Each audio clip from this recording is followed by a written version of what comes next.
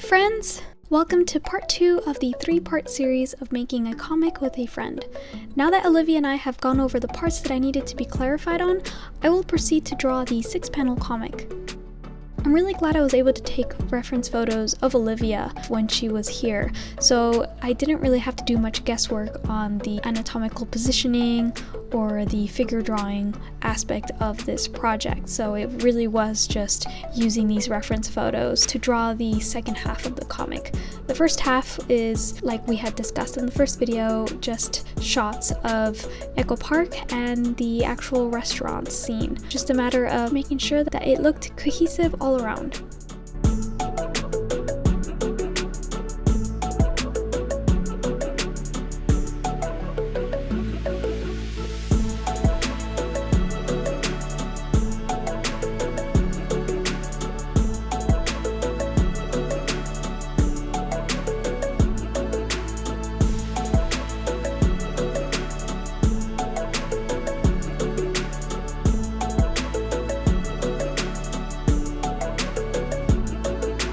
Before we move on, look at this guy.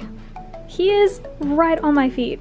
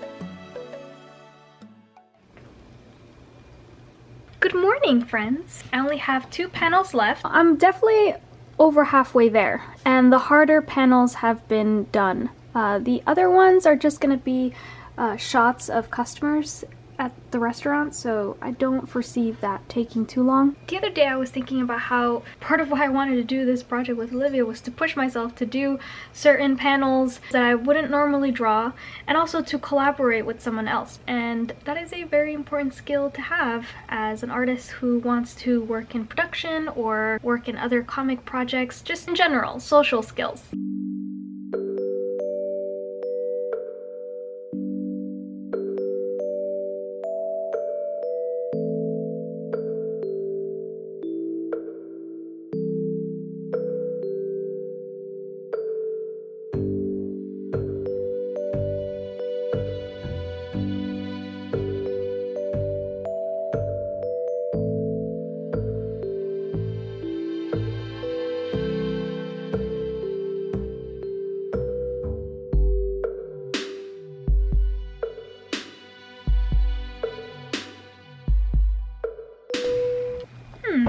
I'm not sure if I did that right.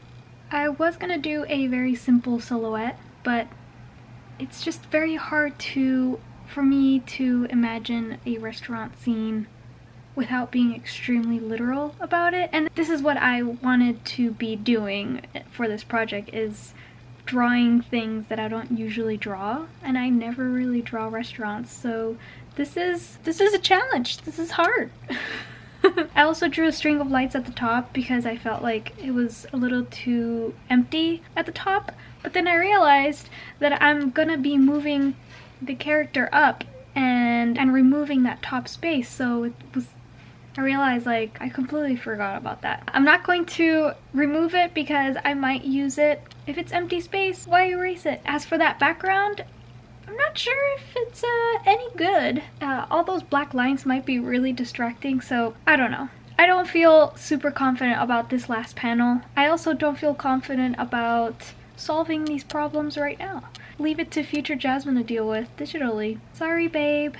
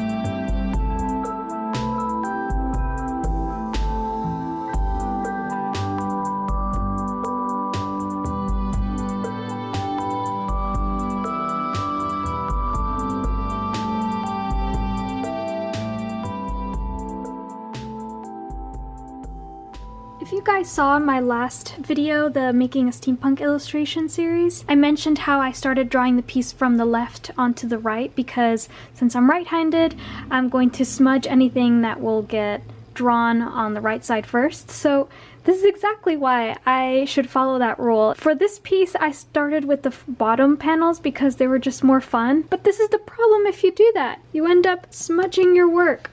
I'm kind of glad that this occurred just so that I could show you guys. I have the idea of leaving that because once I color it, that might actually work to have it blurry like that, but just to show you guys why, if you're doing a complicated drawing, be mindful of the direction of where you're going, because no matter how many pieces of paper you put to rest your hand or your arms, this might still happen. And yes, Huck is still right at my feet. In fact, he has pushed himself even further. I'm running out of space here to stand. So I'm reading this through again for the second and third panel. It seems like it's the exact same panel, all that changes is the dialogue. I don't know why I didn't address this with Olivia when she was here, but if that's the case, if I am just repeating the same panel because he's saying something different, then I don't need to redraw this. I just need to draw the changes, which would be really tricky because I wanted to keep everything in one sheet. So if I'm supposed to double that, that means I'm gonna have to trace and then retrace it onto this so that I can still have that organic feel of the changes. So the exact change would be, this is Olivia's hand. She's picking up the menu, and then on the fourth panel, she's holding on to that same menu. And it's kind of like the camera has moved on to her, or revealing who that person is. For some reason, maybe it's the eraser that I'm using, but it is smudging the lines a bit. Right here, you see that? I'm really surprised to see this continuing to happen because it is a stapler being this thing. It just broke, so I'm using the second half.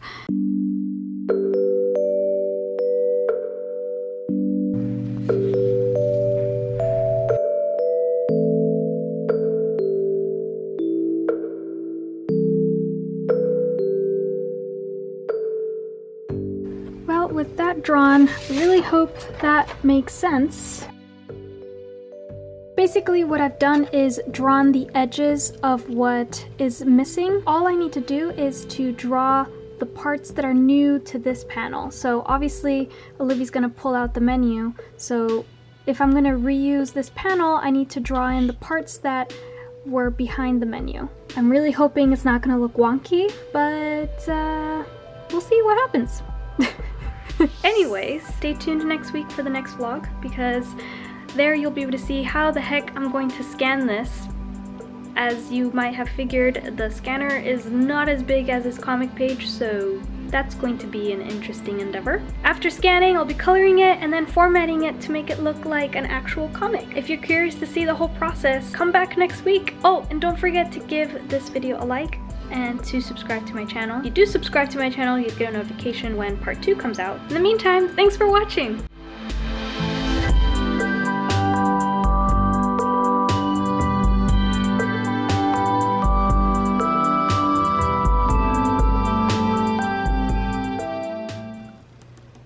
That won't come off.